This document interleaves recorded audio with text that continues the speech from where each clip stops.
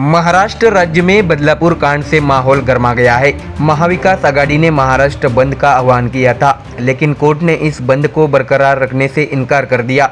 अंततः महाविकास आघाड़ी ने बदलापुर घटना का विरोध किया।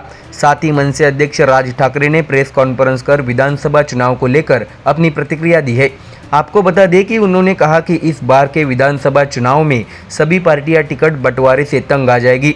इसकी झलक हम लोकसभा चुनाव में देख चुके हैं। महायुति और महाविकास आघाड़ी के बीच टिकट बंटवारे को लेकर टकराव होगा।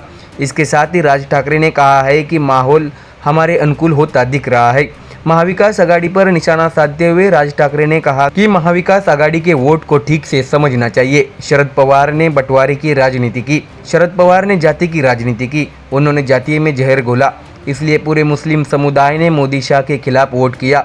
बीजेपी के कुछ लोगों ने बयान दिया था कि हम संविधान बदल देंगे, तो दलित समुदाय ने भी मोदी शाह के खिलाफ वोट कर दिया। उन्होंने कहा कि ये वोट ठाकरे पवार के प्रेम के लिए नहीं हुआ। मतदाता अपना गुस्सा मतदान पर उतारेंगे। राजनीति में कीचड़ को लोग भूले नहीं हैं। पवार ने बंटवारे की राजनीति शुरू की।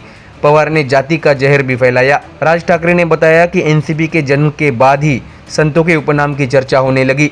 ठाकरे ने यह भी कहा कि एनसीपी के जन्म के बाद ही महापुरुषों का विभाजन हुआ। इसके साथ ही जब राज ठाकरे से विधानसभा चुनाव में उनके उम्मीदवार के बारे में पूछा गया तो उन्होंने कहा कि अगर एक बार उन्होंने वर्ली में उम्मीदवार नहीं दिया तो दोबारा ऐसा नहीं होगा। हम सभी निर्वाचन क्षेत्रों में उम्मीदवार देने जा रहे हैं। राज ठाकरे ने कहा कि आदित्य ठाकरे ही नहीं बल्कि शिंदे फडणवीस के चुनाव क्षेत्र में भी उम्मीदवार उतारेंगे। उनका इरादा पक्का है। आपको बता दें कि राज ठाकरे ने बदलापुर मामले पर भी टिप्पणी की। राज्य के पुलिस स्टेशनों में बलात्कार के हजारों मामले दर्ज किए गए। उन्होंने राष्ट्रीय अपराध ब्यूरो के रिकॉर्ड को भी पढ़ा। उन्होंने बताया कि बदलापुर का मामला बेहद दुर्भाग्यपूर्ण है। ऐसे आरोपियों को कुचल देना चाहिए।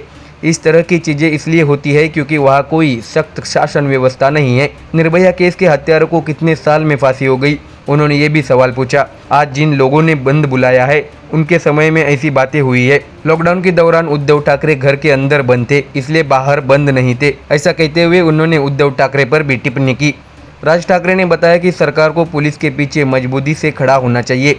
जरांगे के विरोध प्रदर्शन में लाठीचार्ज के बाद पुलिस पर ही उल्टी कार्रवाई की गई। गृह मंत्री को अपराध के बारे में अब तक शून्य जानकारी है। पुलिस के पास वास्तविक जानकारी है। उन्होंने ये भी कहा कि पुलिस के पैरों में बेड़ियां डाल दोगे तो वे भागेंगे कैसे? ऐसा उन्होंने कहते हुए राज्य सरकार पर भी निशाना साधा। अब देखने वाली बात यह है कि आने वाले विधानसभा चुनाव में राज ठाकरे की रणनीति क्या होती है। Bureau report MDR news.